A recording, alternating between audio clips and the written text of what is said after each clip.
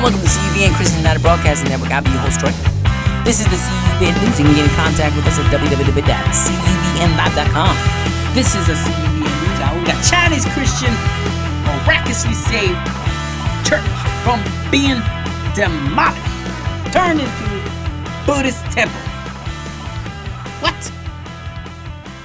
Christians in China are refusing to bow to the demands on the communist government, holding fast to their faith despite overwhelming persecution.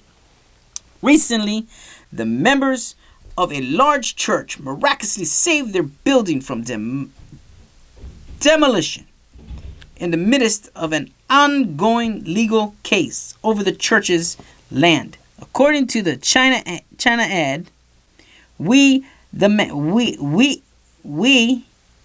the man in charge of Mingin Church revealed that local authorities devised a plan to demolish his church and use the land to build a Buddhist temple. The communist authorities had even hired an electrician to cut off the church's power and water supply. Determined to save their building, the church members convinced the electrician not to do so, despite his concerns that he might lose his job. Members also wrote a petition that garnered 147 signatures and saved their church from demolition. On July 28, several Christians went into town to report this matter. Because our church has all the legal documents, a Christian told the outlet. The town's government personnel replied that they would conduct an investigation into this matter. But I am afraid they have collaborated with the people who investigated the case. The result will not likely be good. While the church remains intact, local officials are still gathering groups of officials to discuss continuous attempts to cut off the church's power and turn it into a Buddhist temple. Christians in China have seen an uptick in persecution since the Xi administration came into power 3 years ago. Last year, the president warned that religions must be independent and foreign influenced, and said that the Communist Party religious work should be about winning over the hearts and minds of the public. Over the past several years, an unprecedented number of church leaders have been imprisoned, sent to mental institutions, beaten and tortured. Thousands of crosses have also been forcibly removed from over 1,800 churches since 2014, and a number of churches have been completely demolished. A local Christian recently told China Aid that government officials have also been colluding with gangs to harass Christians.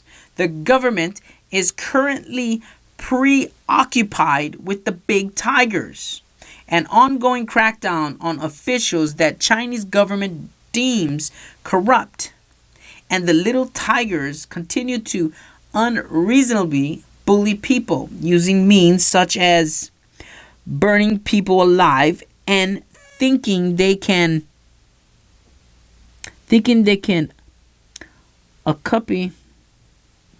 they can occupy other people's land.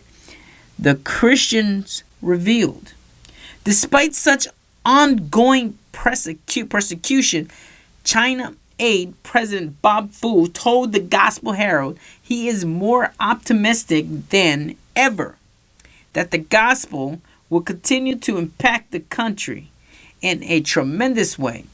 He cited a Purdue University that found the country is on course to become the world's most Christian nation by 2030. While we still feel the pain and suffering of our brothers and sisters in China, We have seen the good news spark the rapid growth of Christianity, he said. We have seen a great revival. More and more believers are becoming actively involved. I believe that in the end, the Communist Party will be called the servant of the Lord. Amen to that. I hope everything goes right within their church, and that electric and power issue and water issue that they're getting to fight with.